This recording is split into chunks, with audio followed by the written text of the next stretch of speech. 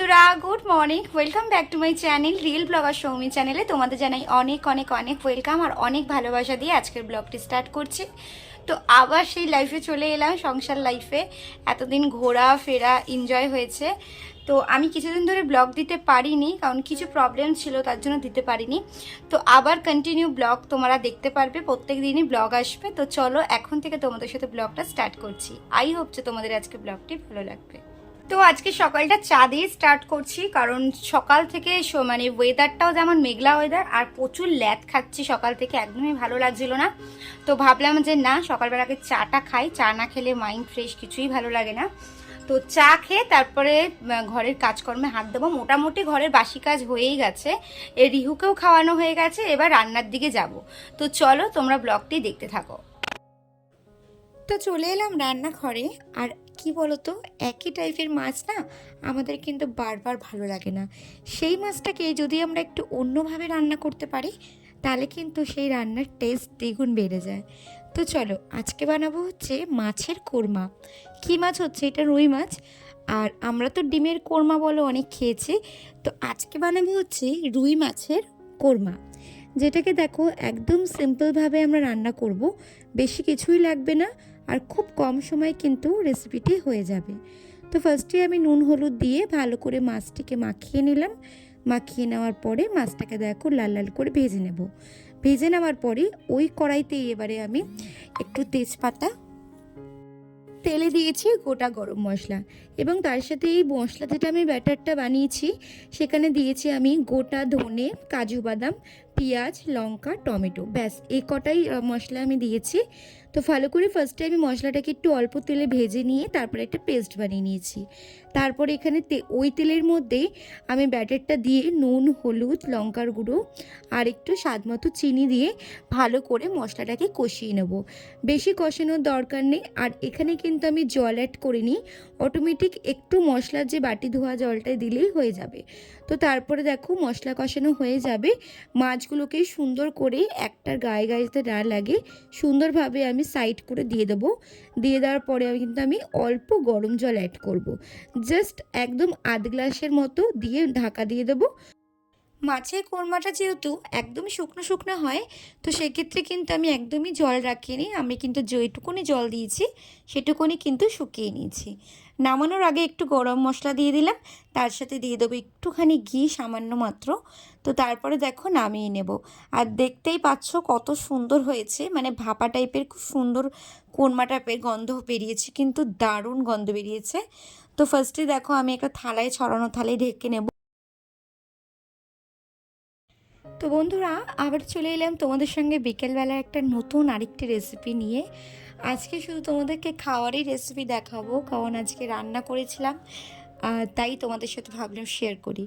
তো দেখো, বাইরে থেকে তো বার্গার অনেক দাম, আর বাইরের জিনিস খাওয়াটা ঠিকও না। তো ভাবলাম আজকে যেহেতু বাড়িতেই সব কিছু আছে, তো ভাবলাম বাড়িতেই একটা চিকেন বার্গার করে খাই। তো দেখো সবই উপকরণ ঘরে মোটামুটি ছিল। তো চিকেন ছিল কিছু বোনলেস চিকেন, সেটাকে পেস্ট করে নিয়েছি। তার মধ্যে আদা রসুনের পেস্ট, চালের গুঁড়ি, ব্রেড ক্রাম্বস, তার মধ্যে একটুখানি গোলমরিচের গুঁড়ো, চাট মশলা এবং একটু লেবুর রস দিয়ে ভালো করে চিকেনটাকে মাখিয়ে নেব। তারপরে একটা ফ্রাই প্যানের মধ্যে অল্প বাটার দিয়ে ভালো করে চিকেনের ডোগুলোকে, তিনটে যেহেতু করব আমি, তো ওই জন্য তিনটে আমি স্লাইস করে ছোট ছোট বার্গারের সাইজে আমি কিন্তু চ্যাপটা চ্যাপটা করে বানিয়ে নিলাম।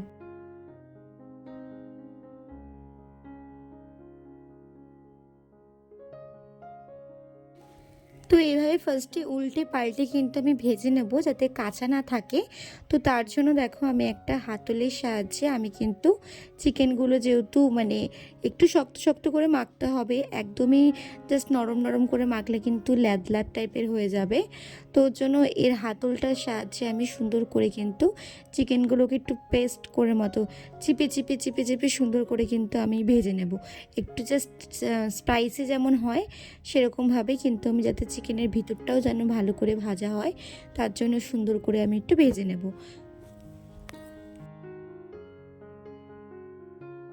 এই রেসিপিটা কিন্তু বাচ্চা থেকে বড় হলেও সবাই কিন্তু খুব মজা করেই খায়।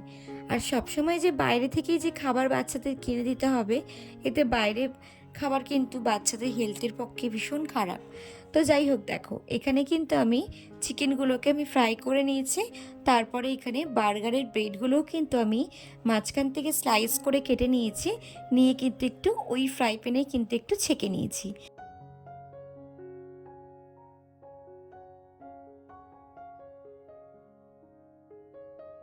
চিকেনের ডোগুলো কিন্তু বেশি বড় হয়নি, একদম কিন্তু পারফেক্ট সাইজ হয়েছে, নাও বেরিয়েও যায়নি আবার ছোটও হয়ে যায়নি। তো তারপরে দেখো এখানে আমি টমেটো কেচাপ অ্যাড করব। তোমরা তোমাদের মতো পছন্দের মতো ভেজিটেবলস অ্যাড করতে পারো।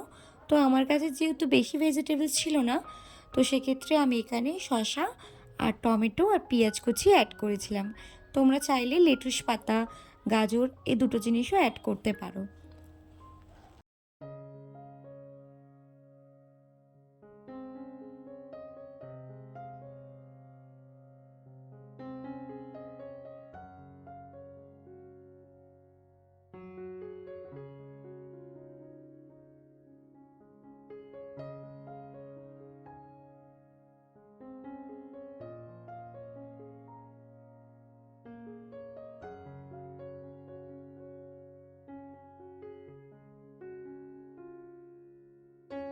তো আমি এখানে আমুলের স্লাইস চিজ অ্যাড করেছিলাম। তো এগুলো এবার দিয়ে আমি একটু ফ্রাই প্যানের মধ্যে 2 মিনিটের মতো কিন্তু আমি একটু ব্রেক করে নেব।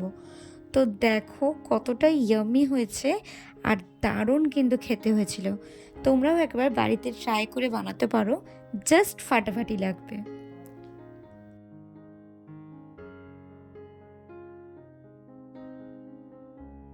তো এদিকে তোমাদের দাদাভাই কালকের জন্য একটু ফুলকপি কেটে দিচ্ছিল আমাকে। তো চলো বন্ধুরা, আজকের মতো ভিডিও এখানেই শেষ করলাম। আবার দেখা হবে কালকে কোনো নতুন ব্লগের সাথে। সবাই ততক্ষণ ভালো থেকো, সুস্থ থেকো, আর হ্যাঁ, আমার পাশে থেকো। আজকের মতো টাটা।